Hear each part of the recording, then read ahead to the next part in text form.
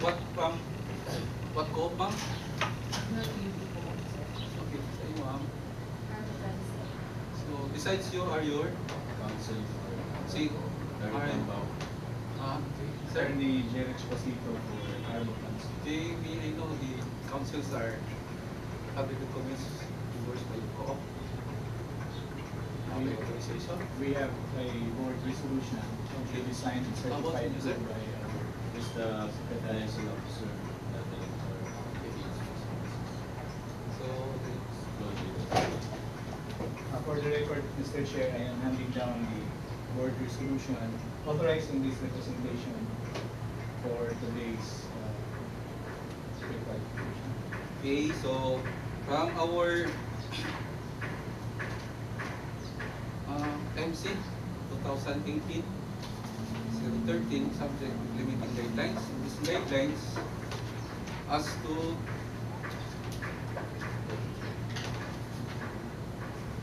section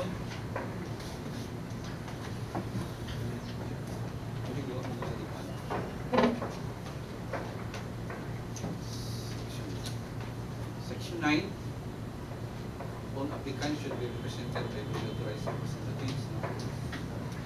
Okay, for your part, sir, actually the representative is Miss Christine Olaro and his holding authority being the liaison as well as member of the board. I was just hired by him as a council. sige sir, beforehand, mag-start tayo namin sa lumumutan.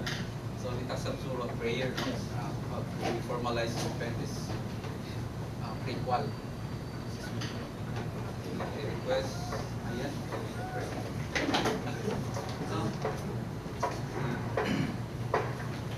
Ito lang, litas constant. Trust me, the presence of our Father, Son, and Spirit. Almighty Father, we ask you to bless this morning as we gather for this pre-qualification assessment application for the road to Kitcharao. Hope that you guide our hearts and minds with your Holy Spirit. We thank you for the places that we receive from you, and please forgive us our sins and done to us carry. All this we ask through Christ. Okay, good morning. So, ano itong nauna, no? So, ano na yung pumuntahan na kaya at least ang naagin-rate Yes, the representative we have here in board resolution is allowed as the yes. representative. So I just the council. So it's actually her will confirm whether this committee has questions.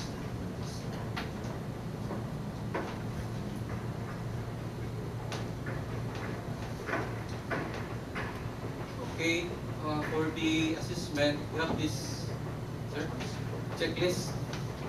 Review madugay. That's why we have the requirements. All these requirements should be just check. Wala. That's the one basis because of the absence of the requirements. Folder wala pa sa Okay. baba. You Nasa have office submitted table. to Office of Code. So, may request. Oo. Butuan, Kitcharao. Wala sa office sa Nakakapon. Nakakapon. Ako hindi ko na folder.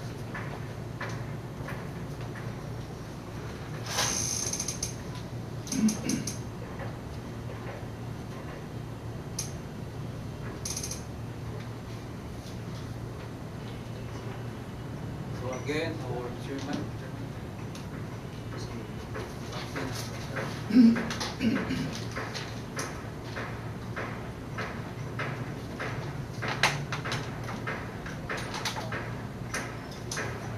We just like to manifest.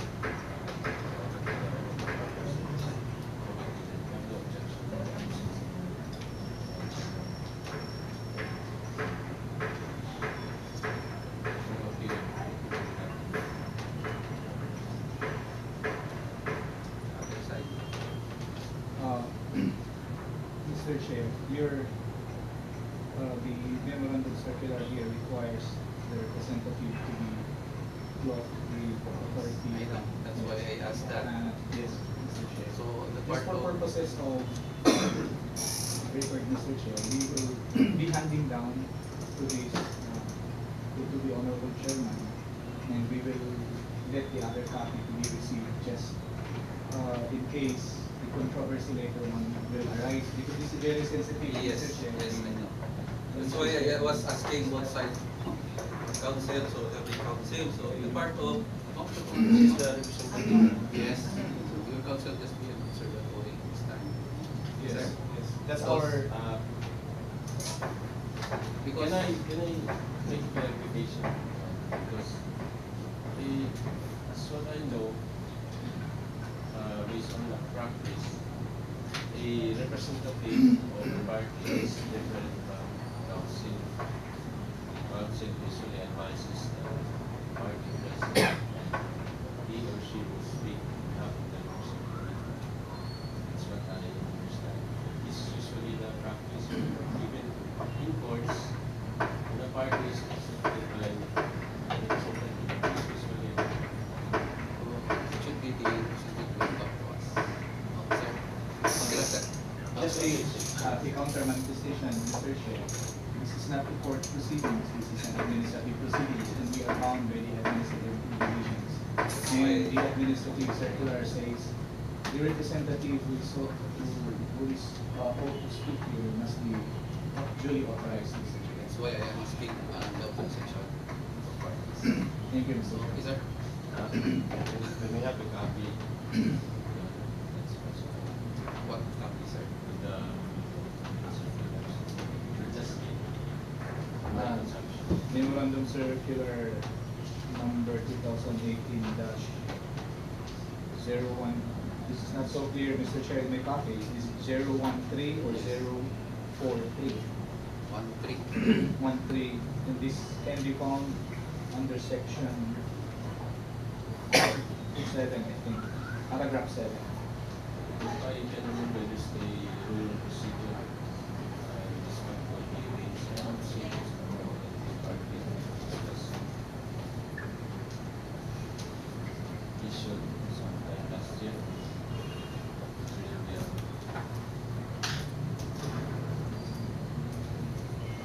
Ah, 9, I'm sorry, I corrected, That's this is what section I 9. have read as well. Good. I hope we have to agree, because if we will not resolve this one, we cannot open. No, we will open it, yes. Mr. Chair. Let our manifestation be on record. Yeah. It's up to this body or whatever remedies the agreed party may do afterwards. At least we are manifesting our positions here. But we have to proceed, Mr. Chair. That's our stand. We have to proceed. Maybe ask council to give our benefit. Yes. This can be found under paragraph 9.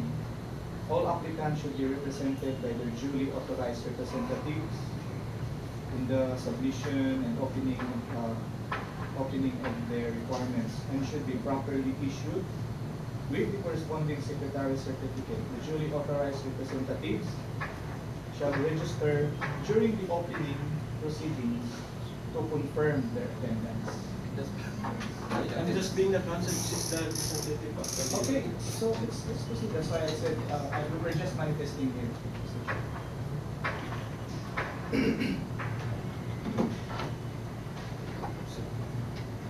May I read the?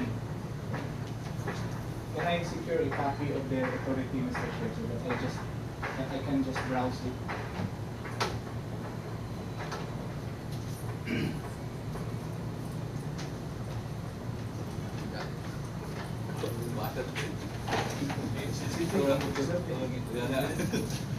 Pero tama din po sila nang giaway nila. Nang budin sila. Start na dito. Oo. Ngayon ako na lang binibigay. Anyway, this is just an initial, no? For both sides. This is just an initial road. there will be more roads will be open. A part of the province of Agusan del Norte, not only Butuan, Kitcharao, maybe other, okay, because in the LTFRB was given the authority of the local governments, especially the province, to make their own, to produce their own local public transport route plan. So, wala ka ng naapag yung tayo nagkanan ini, this is just an initial. Anyway, the number of units is 15. I think so, it's based on. Can I have a manifestation, Mr. Chair? The authorities submitted, the alleged authorities submitted by Ms. Christine Ulano. First, is not signed. I don't know if the secretary signed this one, because there is no indication that the secretary of the board signed this said authority. Secondly, the authority appears to be very broad,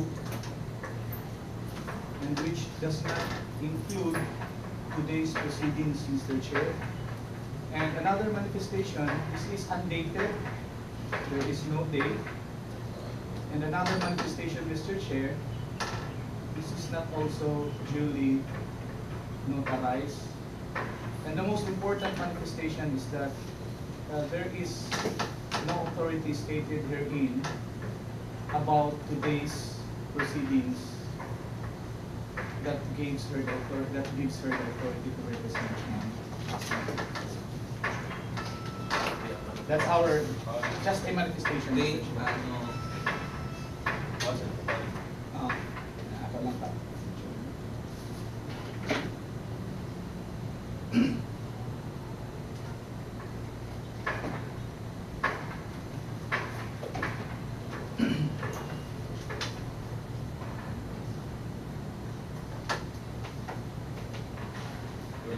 For the record, I will just state, Your Honor, that Ms. Christine Milano is being authorized to be a liaison officer 1, and second, Ms. Milano is a liaison officer is also authorized to transact the process on behalf of the authority, all other related activities with respect to the processing, the application, the certificate of occupancies for annual. So this is where she's basing her authority to appear for on behalf of ACNOR PUP. This is a cooperative authorization board authorization.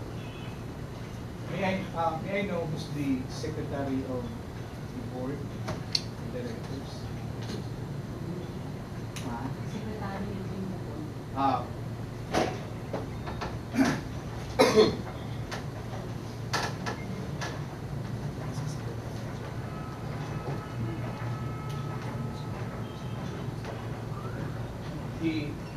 Another manifestation, the name of the secretary, as pointed out, Your Honor, does not appear in the document. And the requirement of the circular is very clear. The secretary must certify the said authority. That is our just manifestation. If they will insist to proceed on that, Mr. Chair, then let's go on. Let's proceed. We are just manifesting our observation. no more.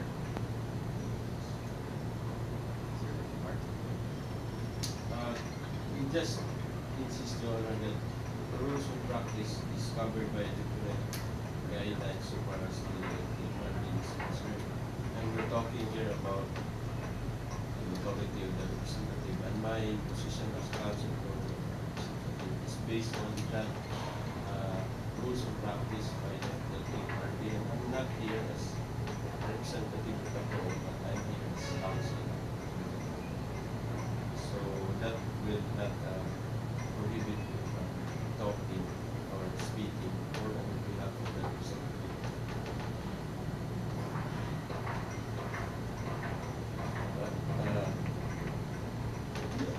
can we be apprised of the manner in which we will proceed? What's to be done? Actually, the procedure is just to open what was submitted, check the requirements. I believe this, if there should be clarification, it should come from the so there should be no actually no need of someone stopping.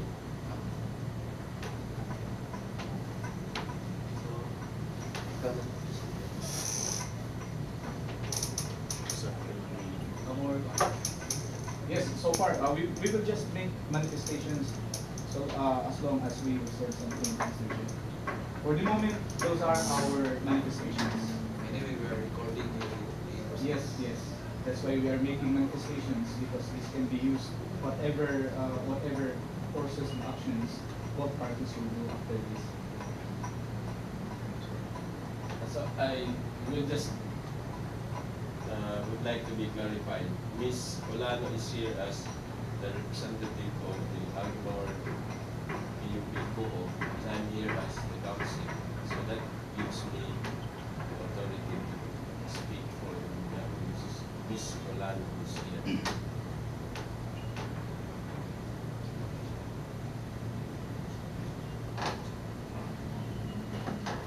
Okay, any, sir? Station? One last manifestation, Mr. Chair. I can only compare this to another administrative proceedings.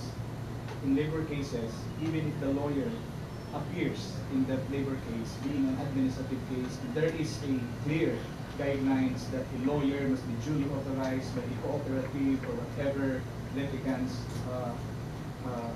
present in the said proceedings. The lawyer cannot speak. He cannot even represent the client, because the regulation is very clear that if you appear in that proceedings, you must be clothed with authority. But just like I said, if they insist to speak, let them speak. We are already giving our manifestations, and we are, for now, giving our objections for the said council to speak. But if he will speak, that is their right. We have our manifestations already. One rebuttal. I just would like to debate on that.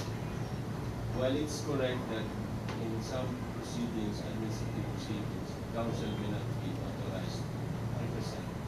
In that case, if the council is alone without the representative, so in administrative proceedings, if a council appears without the presence of the party himself, then he cannot represent that party because precisely he has no authority.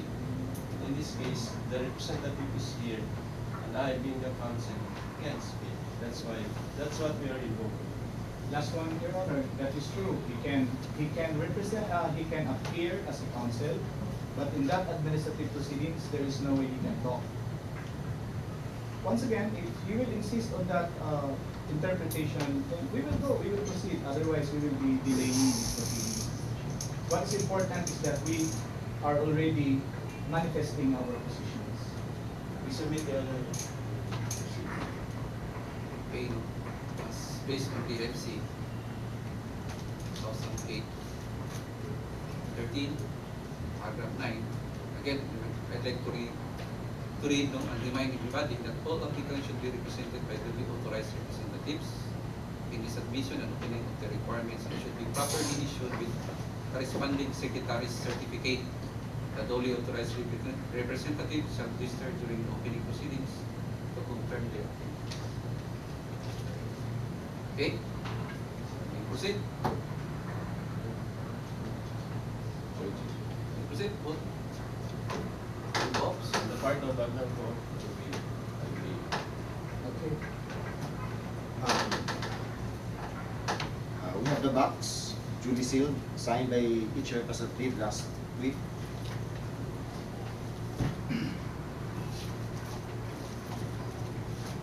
All sides of the box. I'm opening it.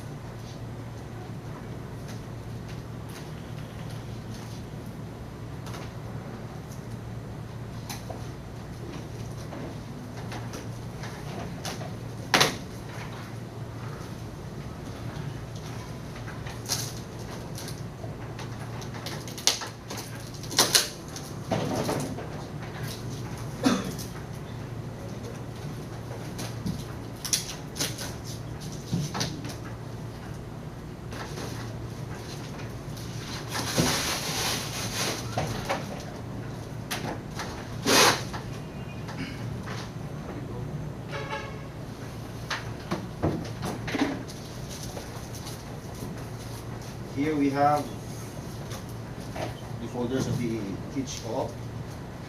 We have one folder here, received last November 21, 2018 from AGNOR. And the other envelope was received last November 15 at 1:45 p.m. from AGNOR also.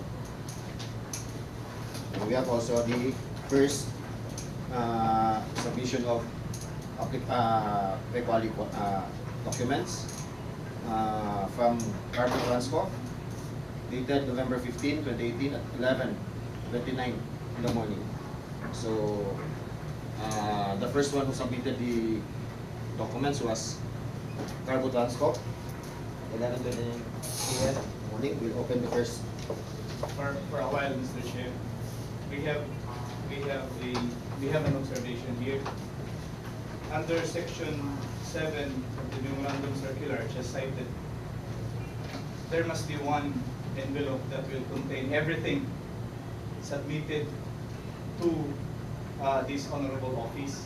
What happened here is that we noticed that there are two envelopes submitted by AGNOR, and these two envelopes were submitted on different occasions, on different dates, while the memorandum circulars require us to submit it one time in one sealed envelope. So this is our observation, Mr. Chair, that naipahabol on the part of AGNOR. And for us, based on the memorandum circular, this is not countenanced by the said memorandum circular. There must be one sealed envelope submitted at one time.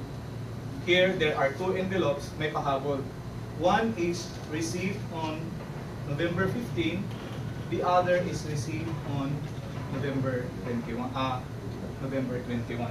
That is our observation, Mr. Chair. Insofar as the submission of the envelope is concerned, which we think violates section 7 of the memorandum circular. We also would like to manifest the honor that under the memorandum circular, there's no prohibition as to supplemental submission. There is no statement that they can or that they may not. That is very clear.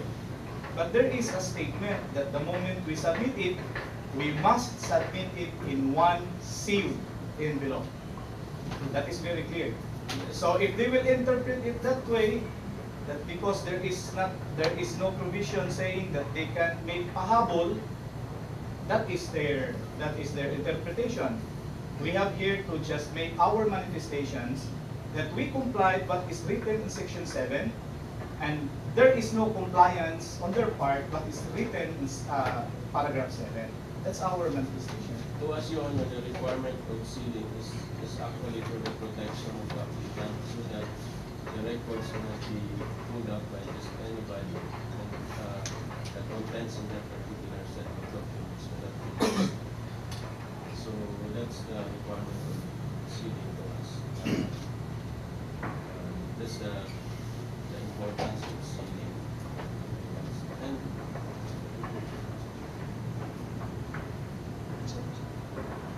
submission of additional set of documents for the same applicant will not be in any way failure to qualify or failure to follow what's stated. Thank you, Your Honor.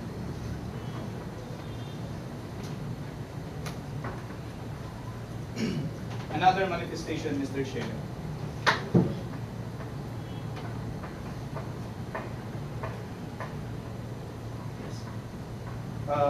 This was postponed. These proceedings was postponed because this was originally scheduled last November 19. Precisely the reason why the submission was done on November 15 prior to that scheduled hearing. Now, when that scheduled hearing came, for whatever reason, it was postponed. It was postponed not because my client wants it to be postponed because their envelope is here already complete. For whatever reason, it was postponed, and after that postponement, there was a supplemental envelope. That makes it very, let me say, very shocking for us. Because when it was supposedly be here on November 19, supposedly all the envelopes were intact. Because that was the original schedule, November 19. But it was unceremoniously postponed. And after it was postponed, here comes another envelope dated November 21. That is why we are raising the question. Because supposedly there was only one envelope. But if they will insist again, Mr. Chair, that it's okay for them to have two envelopes submitted on different occasions, it's up to them. At least we are manifesting our observation. I think the other council is implying that when the applicant had more has a hand in the postponement, it seems that he is